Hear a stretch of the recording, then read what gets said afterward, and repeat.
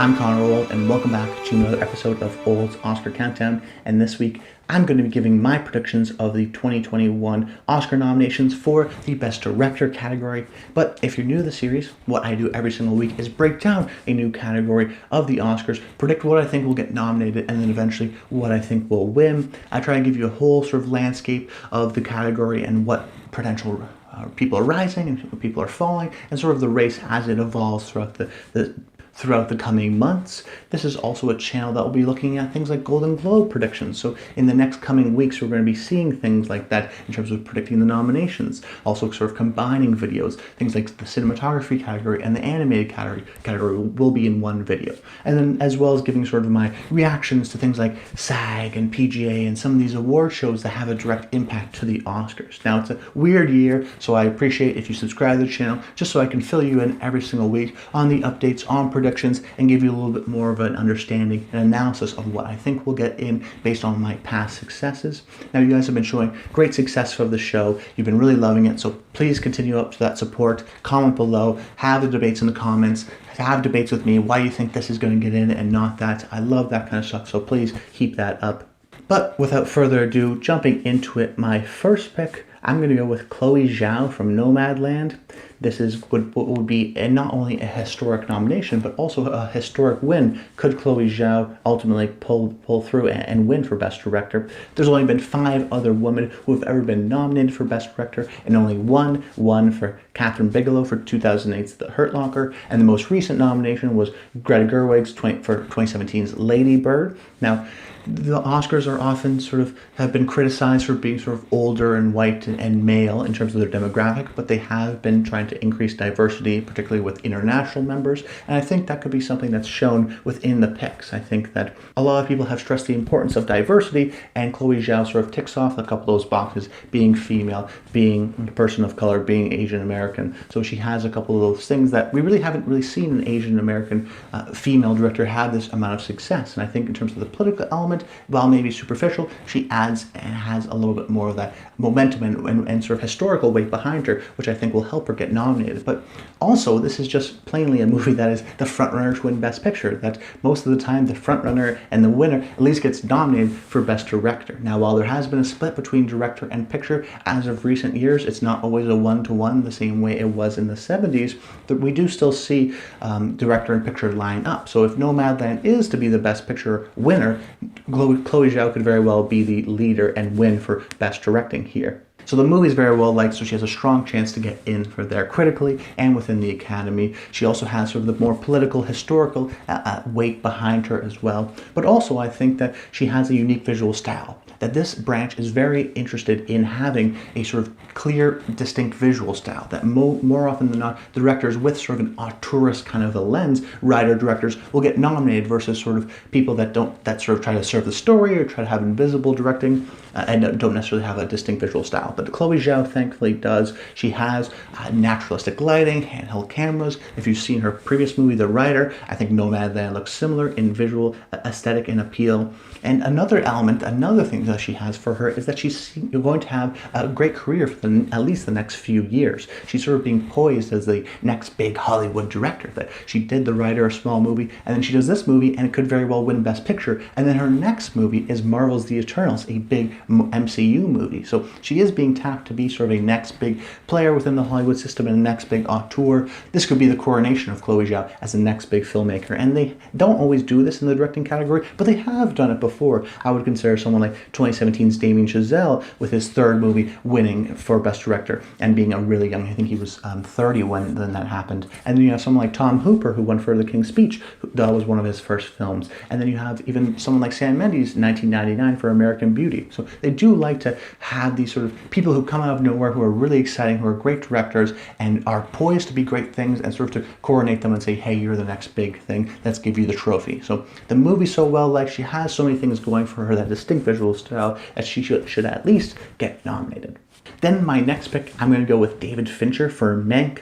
Now, I think there's been an almost too much of a backlash against Mank that for some people, because it's sort of been a mixed bag, that some people really like it, but some people don't. I think there's been a sort of a backlash to the awards community that some people think it's not even going to get in for Best Picture, or David Fincher is going to miss for Mank, because the critics, although we thought they were going to appreciate it, they really haven't, and therefore there's been a backlash against that, and people are a little bit scared. But I'm here to reassure you that I think that Mank will still be a nomination-heavy movie, and I still think David Fincher will get in for Mank. That first being that idea that I think it's going to get in for Gary Oldman and for Amanda Seyfried and screenplay and things like that. And ultimately, I think it'll get 10 nominations. I think it's going to get a lot of nominations. And usually movies with a lot of nominations get in for director as well.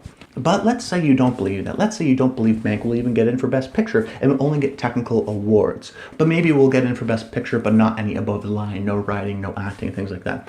That's definitely a possibility if the Mank backlash is as strong as we think. So let's say you believe that. Even if you believe that, I still think you should put David Fincher in your top 5 for director, because we've seen time and time again movies like Dunkirk from Christopher Nolan. He got in, even though it didn't have any top of the line, above the line performances and nominations. It had all technical appreciation. Even something like 1917 last year, Sam Mendes almost won for having that sort of appreciation of the technical craft. And Mank definitely has that at the very least. It has the black and white style, it has the cue markers, it has sort of the film grain and look and sort of the glossiness, and very much looks like a period film of that time. So if you believe that the technical achievement is there, and I do think it will be there and get nominations and wins there, I also think that it would get nominated for Best Director because, like I said before, the stylistic elements of the movie is very distinct. And David Fincher himself is a director with very distinct stylistic visual elements that people will recognize as, wow, that was good directing. Wow, there's a vision. Wow, there's an authorship to this movie. But that's just some of those, I think it's going to get nominated a lot. Oh, and it has the technical elements as well. So there's a couple reasons there. But also, this is David Fincher. I think this is the most well-respected director who will get nominated this year. He's been nominated twice before, and his movies also do well. Let's not forget, The Curious Case of Benjamin Button in 2008 was nominated 13 times. The Social Network was almost won for Best Picture. This was when his movies sort of are in the awards conversation, people really respect David Fincher and want him to get nominated. So not only is he well respected, he's been nominated before, he has a distinct visual style, the movie should get a lot of nominations. There's just too many things going for David Fincher to knock him out, and there's also so many things going for him that he could ultimately win. If there's maybe a split between Nomadland winning Best Picture and maybe David Fincher winning here for directing Mank, it definitely feels like a directing achievement. It's written by his father. The movie feels personal to him. A movie like Roma feels similar in the way, black and white, personal. Alfonso Cuarón, he won for Best Director for that movie. So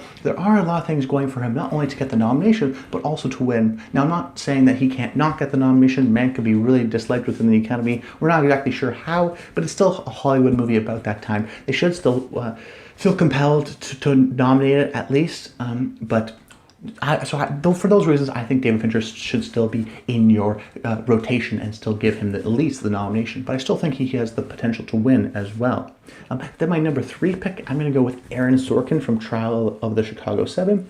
This is a movie that I think people have sort of been coming back around on. A movie that, now that they've seen everything, they're going back and saying, hey, Trial of the Chicago 7 was really good. Yeah, it came out early, but it's a courtroom drama. It's if you're a belief that the theory that most of the Academy is older, therefore they'll appreciate this time because they were alive during this time. They were sort of the hippie dippies of the time and the revolutionaries, so they'll look back fondly at this time and therefore reward it. And I think it's a movie that will do well, and oftentimes movies that do well, the directors come along. That most of the time, the sort of top 5 to 6 movies get that director nomination with the occasional wild card. And I think that's an argument, I guess, against Aaron Sorkin getting in here, that his movie doesn't really have a distinct visual style. And I think that is true, and we've seen movies without sort of distinct visual styles not get nominated, even though the movie was well liked. Someone like Martin McDonagh for Three Billboards Outside Ebbing, Missouri, which was the presumptive second place, didn't get nominated. Peter Farrelly didn't get nominated for directing, even though his movie Green Book won for Best Picture. So there are times when there's a disconnect between director and picture, more so than ever.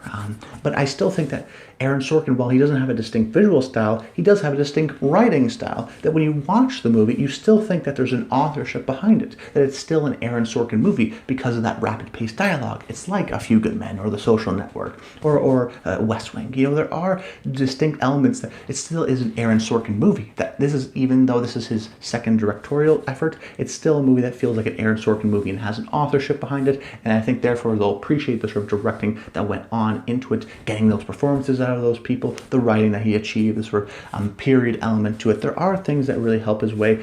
Plus, I think Trial of the Chicago 7 is still a contender. I still think this is a top 3 movie that could very well win for Best Picture, maybe pick up a screenplay too, and be more of a traditional kind of a movie. And in that sense, I think Sorkin will sort of carry on that wave and get in for Best Director, and there's still not enough sort of against him for me to say knock it out of the category. Then my fourth pick, I'm going to go with Paul Greengrass from News of the World.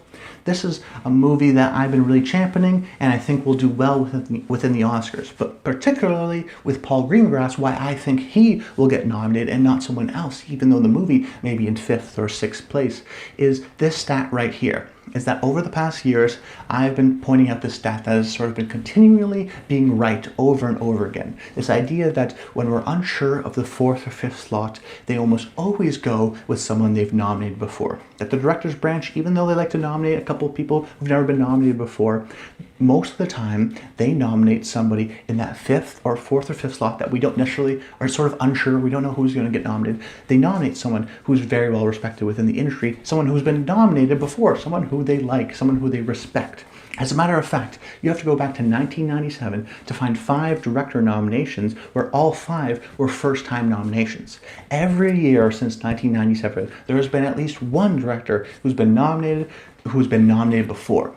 And in years, and most recent years, we've had movies like Paul Thomas Anderson's, his nomination for directing Phantom Thread. That came out of nowhere. Nobody thought was going to get nominated for director. And we were sort of unsure of that final slot. And who did it go to? It went to Paul Thomas Anderson, someone who they've nominated before. Even the year before that, take Hacksaw Ridge, directing nomination for Mel Gibson. That was another one where we weren't sure who it was going to be, so they just nominated it to Mel. They just gave it to Mel because they really like him. I think Paul Greengrass is a similar situation here. He's been nominated before for United 93, and he's doing a couple things that will be well appreciated. Like I mentioned before, there's going to be a strong technical element to this film. I think sound, production design, I think those elements, it should get the sort of support there. It feels like an old-fashioned classical movie. And I think that will appeal to a lot of the sort of more below-the-line people who like less subtlety and like sort of more traditional Hollywood storytelling. And I think this movie is the one and sort of the champion of that this year. Paul Greengrass, like I said, is a guy they like and a guy they respect. And he's doing something unique here for him that most of the time he's known for the Bourne movies, where it's shaky camera and he's doing a lot. In United 93, it feels like you're in it. But here, it's a very still Western. He's doing something different visually. I think people will respect that. And they'll go, hey, it's Paul, but he's doing something different. And you know what? It's actually working really well. He's still a great director, even though he changed his visual style and did it to fit this story.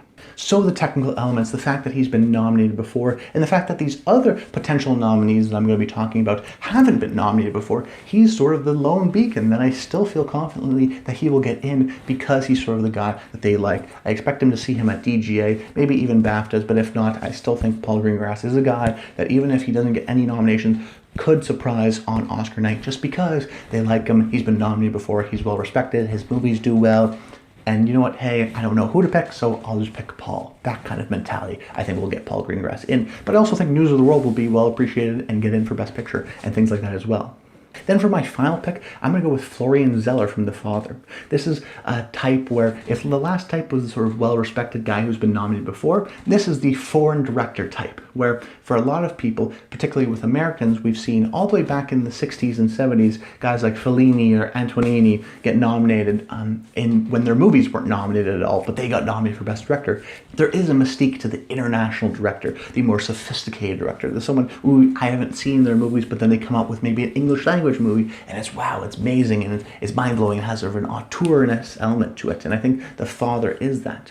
Not only is the sort of the thinking that I have, which is that the Americans will really appreciate the sort of foreign, sophisticated director and that sort of allure that comes with it. Also, the Academy is becoming more international. That's why we see guys like Paweł Pawlikowski for Cold War get nominated, even if their movie doesn't get nominated for Best Picture. The director is so well liked and has that sort of international fan base, plus Americans thinking they're sophisticated, that sort of pushes it over the edge. The Father is a movie that, of the people that have seen it, really like it. It's also a movie that's going to be releasing later, so it has that sort of recency bias when the Oscar nominations come out. It has two strong leads that should get nominated.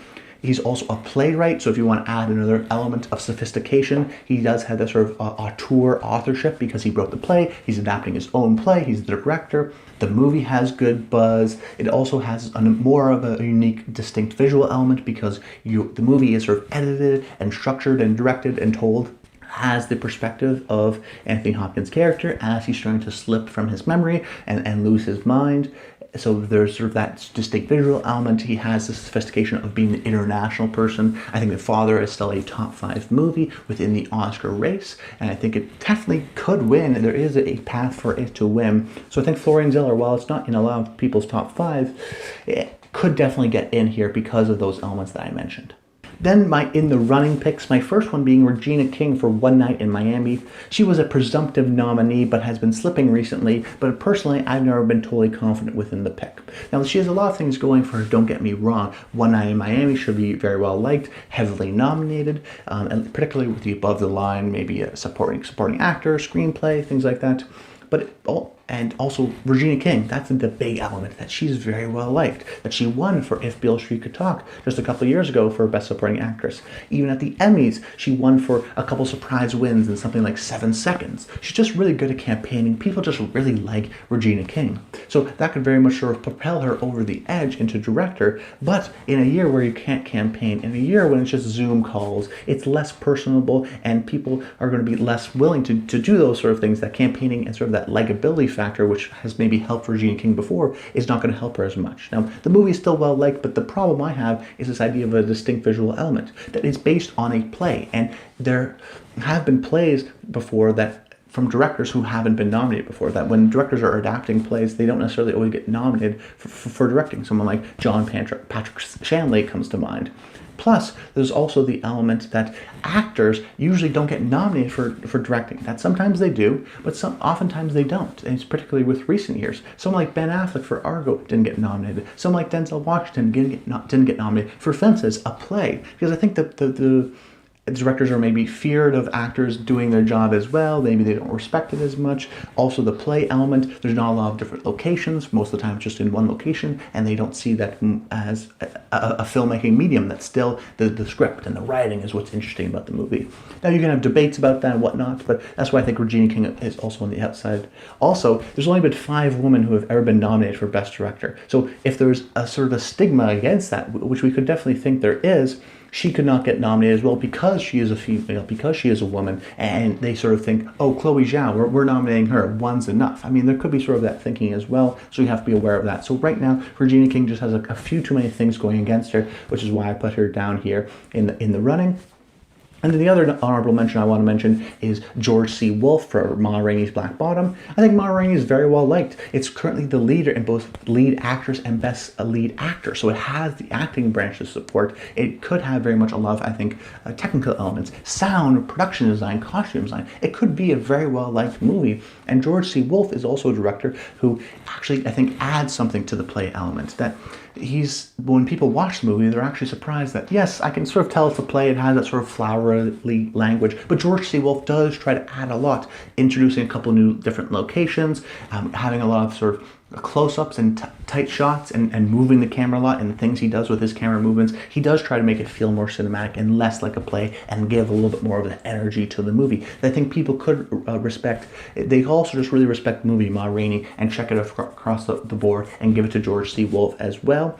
But he's sort of on the outside because it is still a play, because it's still not a movie with maybe a distinct visual style, and that is maybe not a top 5 movie, and maybe more of an acting showcase, which the directors haven't always been super fond of sort of appreciating and respecting.